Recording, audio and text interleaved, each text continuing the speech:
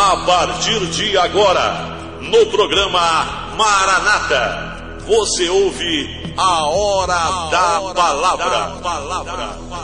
Colossenses capítulo 3, verso 15, diz assim: E que a paz que Cristo dá dirija vocês nas suas decisões, pois foi para essa paz que Deus os chamou a fim de formarem um só corpo, e sejam agradecidos.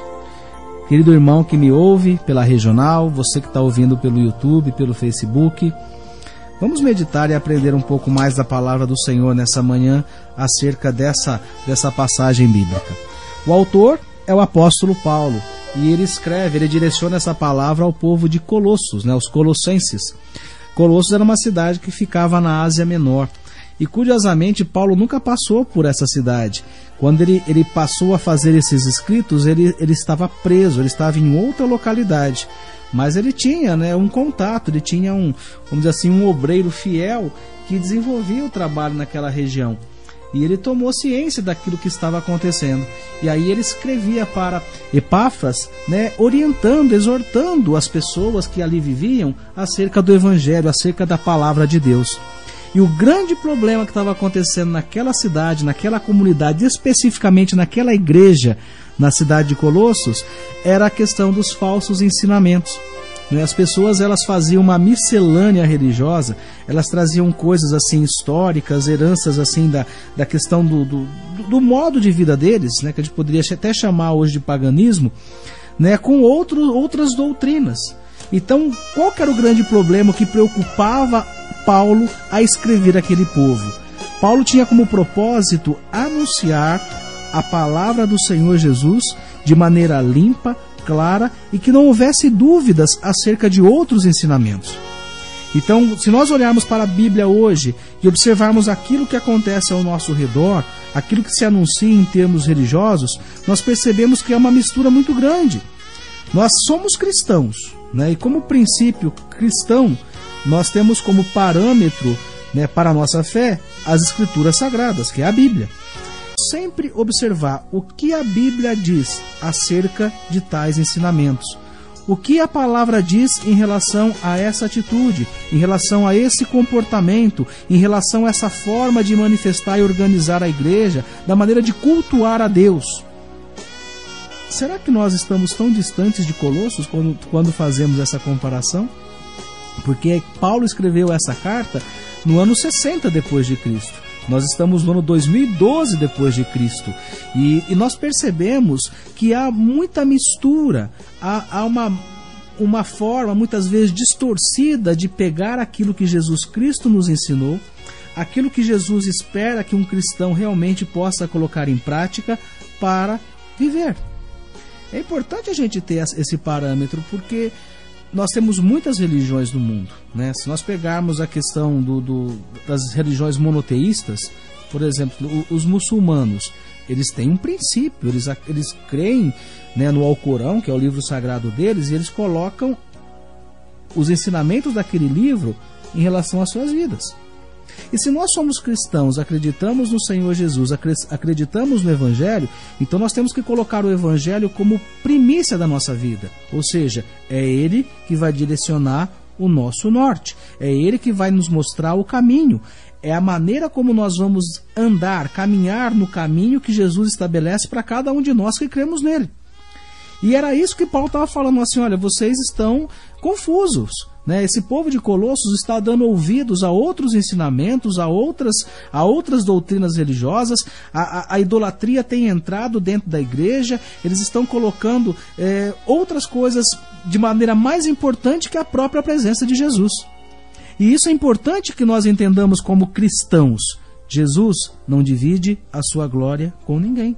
Jesus Cristo é o único caminho, é a verdade e a vida. É o único que nos traz a salvação. É o único que nos leva e nos garante a vida eterna. Nada fora de Jesus tem esse poder de nos salvar. Nada fora de Jesus tem esse poder para nos salvar. Então é importante ressaltar que a natureza cristã em cada um de nós é o caminho que nos leva à salvação.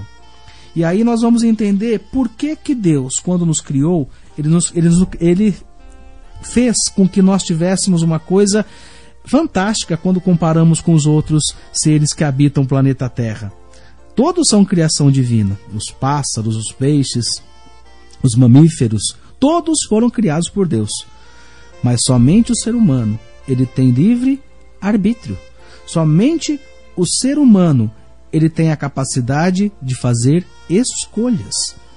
Deus não nos impôs uma doutrina para que nós seguíssemos. Nós acreditamos em Deus, nós seguimos a Deus, porque nós fizemos uma escolha. É igual quando nós percebemos a questão, né, do batismo. É importante, vamos voltar um pouquinho lá no Evangelho, quando João Batista avistou Jesus chegando próximo ao Rio Jordão, e Jesus chegou para João Batista e diz assim, ó, você tem que me batizar.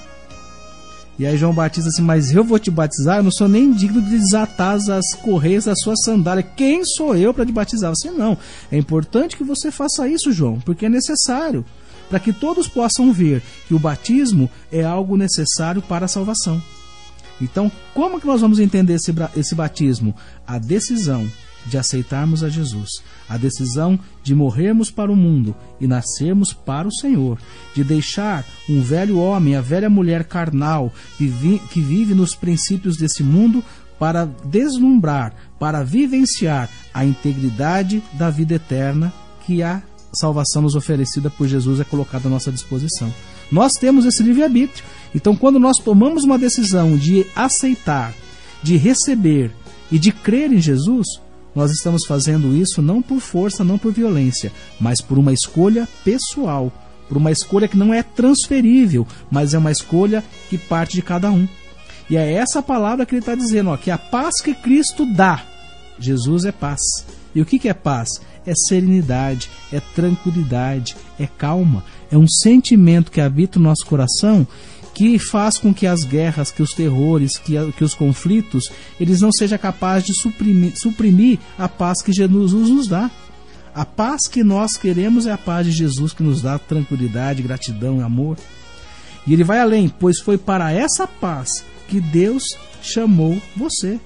Você foi chamado não por violência, não pela guerra, mas você foi chamado pela paz, o nome do Senhor Jesus. Para que nós, por conta dessa graça maravilhosa, jamais esqueçamos que Jesus Cristo morreu por nós. Que a morte de Jesus Cristo foi para a tua salvação. E que diariamente você possa dar graças a Deus, que você possa ser grato a Deus, que você possa reconhecer a Deus pelo dom da vida, porque somente o Senhor tem o poder de dar o dom da vida. Está vivo hoje, meu irmão? Está vivo hoje, minha irmã? Então, aí onde você está, nesse momento, ouvindo essa palavra, dê um glória a Deus e diga assim no seu coração, ou brade em altos tons, obrigado, Senhor, pelo dom da vida que habita em mim, para que eu possa agradecer o Senhor eternamente, porque o Senhor é bom e as suas misericórdias duram para sempre.